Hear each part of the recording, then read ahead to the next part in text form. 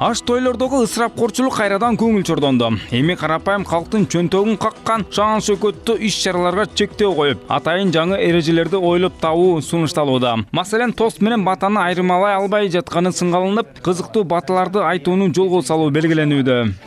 Кармашкан колуңуздар үзүлбөсүн дейт. Сыбаракалашкандай чапталып калышсын деп. Эми тос айтканда бир сөздү чачырата сүйлөп, мындай эсиңде кала турган болуп, тамаша чыны менен бир эс алдырып коя турган тос болсо бир. Кыргыз үч эле нерсени айтат экен. Кийинки жылы бешик тойдо жолугалы, кармашкан колуңар ажырашпай карышып калсын. Анан үчүнчүсү ата-энеңерди сыйлагыла.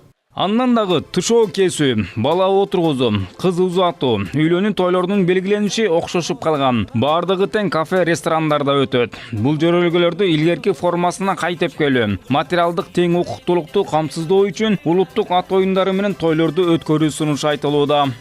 Баягы мындай кембагал жашаган адам анчалык той бере албай тургандай кылып, анда кыргыздын салты менен эле чоң кылып той берсин, анда улак тарттырып, баягы кыргыздын өзүнүн бүт каада салты менен кылып эле чоң кылып той берсин.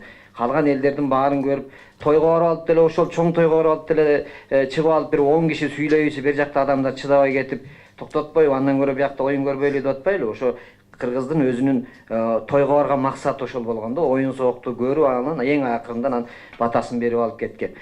Белгилүү актриса Жамал Сейдахматова айлык акы менен күн көрөт. Элчилеп көп каражаты жок. Бирок тапкан ташыганын тойлорго кетип калып жатканын белгилейт.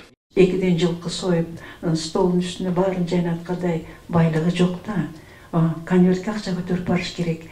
Бир айда 4-5 жолу чакыр болуп калат экен. 4-5 жолу ар бирине $100 же 5000 салып көтөрүп барганда эле менин пенсиям мисалы түгөнүп калат. Эми мен ага деле капа болбойм. Эптеп табармын, бирок өзгөртүш керек формасын.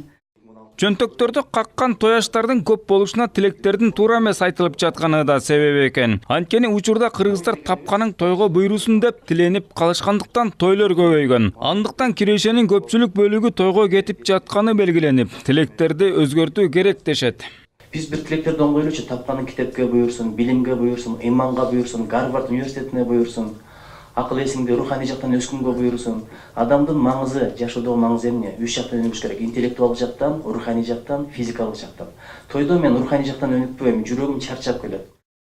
Болбосо буга чейин парламент мамлекеттик кызматкерлер үчүн атайын чектөө киргизген мыйзам долбоорун сунуштап, депутаттар тарабынан колдоо таппай калган. Ага ылайык мамлекеттик кызматкерлер 150ден ашык кишинин тойго чакыра албай калмак. Ал эми жалпыга тиешелүү да эрежелер камтылган. Арине, бала отургузуу өңдүү тойлор үйдө, үйлөнүү үлпөтүндө 3-4 гана машина менен көчөгө чыгууга уруксат берилмек. Эрежени кафе, рестораны бар депутаттар атайлап өткөрбөй койгону ачыкталууда. Биринчиден ашыгыш керек, биздин рестораны, кафеси бар депутаттар бар экен. Андан кийин алардын достору да көп экен. Ошолор кичине кара пиар болуп колдоо алынбай калды. Себеби биз айтканыбызда, бул элге эмес, бул чектөө эмес, элге эмес, тыюу эмес, бул жөн чектөө. Ошонун туура жетпей калдыгы, бирок ошол бираз жетпей калды. Кыргызстан боюнча 800 тойкана болсо, анын 500-ü Бишкек шаарында экен. Андан канча каражат өкмөттүн казынасына түшүп жатканы туурасында так маалымат жок. Бүгүн Бишкектеги иш-чарада тойдун санын 3 саатка чейин кыскартуу сунушталды. Ага узакка созулган музыкадан улам карыялар кулактарына кебес сала баштаганы себеп болууда. Өтпөй калган мыйзам долбоору толуктуу өзгөртүүлөр менен кайрадан жогорку кеңешке кирип калышы ыктымал. Мыйзам же түшүндүрүү жолу менен тойлорго чектөө киргизе алабызбы? Бул талаш жаратууда.